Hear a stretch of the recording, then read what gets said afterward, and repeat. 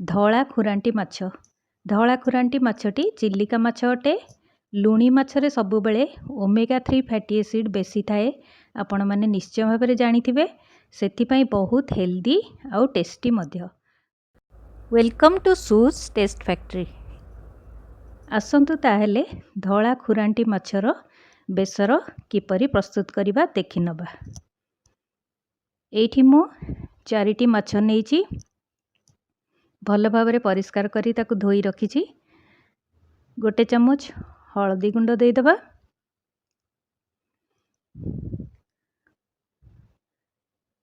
ଆବଶ୍ୟକ ମାତ୍ରାରେ ଲୁଣ ଦେଇଦେବା। ତାକୁ ଭଲ ଭାବରେ ହାତରେ ମିକ୍ସ କରିକି ଚାରିଆଡ଼େ ସ୍ପ୍ରେଡ୍ କରି ଲଗାଇଦେବା। ଭଲ ଭାବରେ ଏପଟ ସେପଟ କରି ତାକୁ ଗୋଳେଇ ନେବା।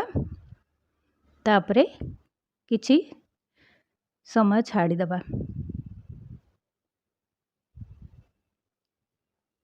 ବର୍ତ୍ତମାନ ମ୍ୟାରିନେସନ୍ ପାଇଁ ଛାଡ଼ିଦେବା।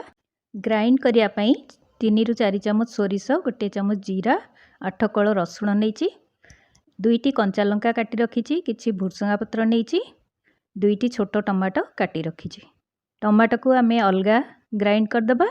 ସୋରିଷ, ରସୁଣ, ଜିରାକୁ ସେପାରେଟ୍ ଗ୍ରାଇଣ୍ଡ କରିଦେବା। ବର୍ତ୍ତମାନ କରେଇ ଗରମ କରି ସେଥିରେ 4 ଚାମଚ ସୋରିଷ ତେଲ ନେବା। ତେଲ ଭଲ ଭାବରେ ଗରମ ହୋଇଗଲେ ପ୍ରଥମେ ମାଛ ଗୁଡ଼ିକ ପକାଇ ଭାଜି ନେବା।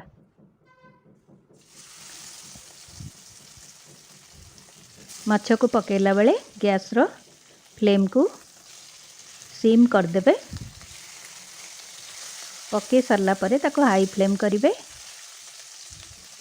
ମାଛ ଭାଜିଲା ବେଳେ ବେଳେବେଳେ ଫୁଟି ଯାଇଥାଏ, ସେଥିପାଇଁ ଟିକେ ସାବଧାନ ରହିଥିବେ। ବର୍ତ୍ତମାନ ତାକୁ 2 ପଟ ଲାଲ ଲାଲ କରି ହାଇ ଫ୍ଲେମ୍ରେ ଭାଜି ନେବା।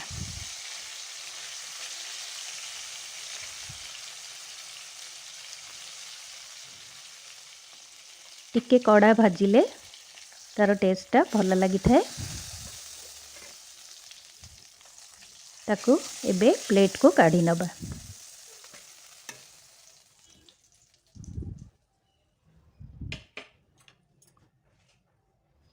ବର୍ତ୍ତମାନ ଆର ମାଛ 2ଟି ବି ସେଇଭଳି ଭାବରେ ଭାଜି ନେବା। ଗ୍ୟାସ୍ର ଫ୍ଲେମ୍କୁ ସିମ୍ କରି ମାଛକୁ ପକାଇଦେବା। ତାପରେ ଆମେ ହାଇ ଫ୍ଲେମ୍ କରି 2 ପଟ ଭଲ ଭାବରେ ଭାଜି ନେବା।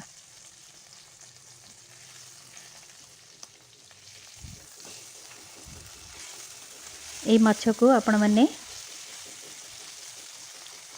ମସଲା ଦେଇ ଚାଉଳ ଗୁଣ୍ଡ ଆଉ ବେସନ ଦେଇ କ୍ରିସ୍ପି କରି ଯଦି ଭାଜିବେ ତାହେଲେ ବି ବହୁତ ବଢ଼ିଆ ଲାଗେ।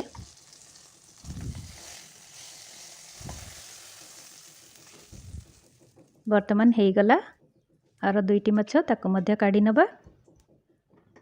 ଏବେ 2 ଚାମଚ ତେଲ ରହିଯାଇଛି, ଆମେ ସେଇଥିରେ ତରକାରୀ କରିଦେବା।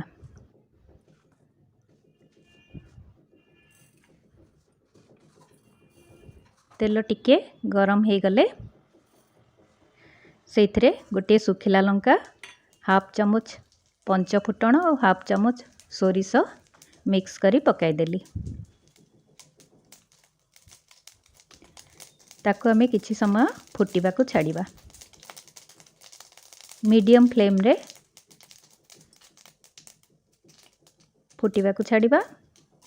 ଭଲ ଭାବରେ ଫୁଟିଗଲେ ସେଥିରେ କାଟି ରଖିଥିବା କଞ୍ଚା ଲଙ୍କା ଆଉ ଭୃସଙ୍ଗା ପତ୍ରକୁ ପକାଇଦେବା।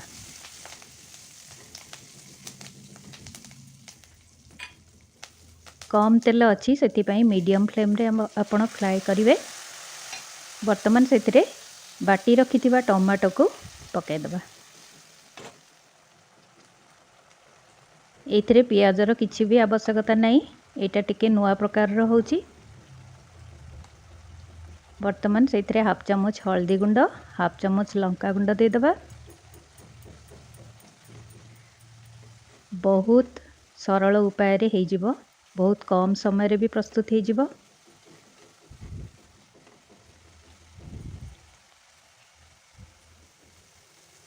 ଟମାଟୋ ଟିକେ ଭଲ ଭାବରେ कषि हो गले आमे सेथरे मसला पई लूण पकेदबा ताहले आउ टिके भलरे भाजी हिजिबो।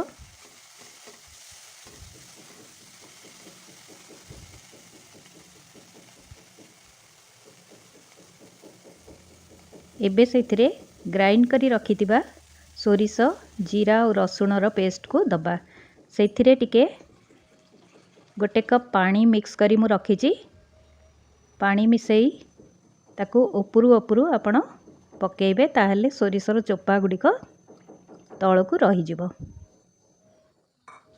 आउ किछि पानी दे दबा।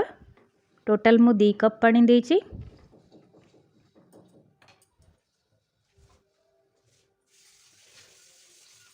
आपण ग्रेवी निज इच्छा अनुसार करेंगे। ठीक रखिया को चाहिए जदि कम कम पानी देबे। मुझे 2 कप पानी देइची। एबे ताकू फुटिबा को छाड़िबा। हाई फ्लेम रे गैस को रखिबा। किछि समय ताकू फुटिबा को छाड़िबा। फुटी आसिले सेथिरे छोट खंडे आंबुल पकेदबा।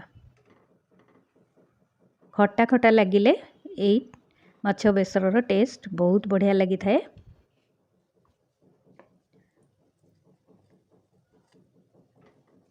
वर्तमान सेथिरे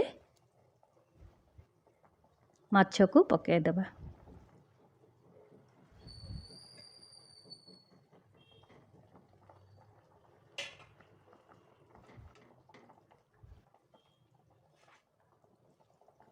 माछ पकेला परे टिके केयरफुली ओलट पलट करिवे। वर्तमान एठी मो हाफ चामच चीनी भी दे देली।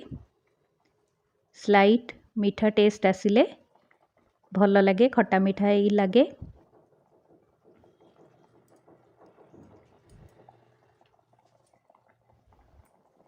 ताको गोटे मिनिट फुटिबा को छाड़िबा। माछ को किछि ओलट पलट करिवेनी, ताको धीरे धीरे केवल हलई देबे नहले भांगी जिवो। एबे गैस रो फ्लेम को ऑफ कर दबा। वर्तमान रेडी हो गला हमरो धला खुरांटी माछर बेसर। गरम गरम उष्णा भात संगे आपण खाई थरे देखंतु केते मजा लागिवो। निश्चय भल लागिवो।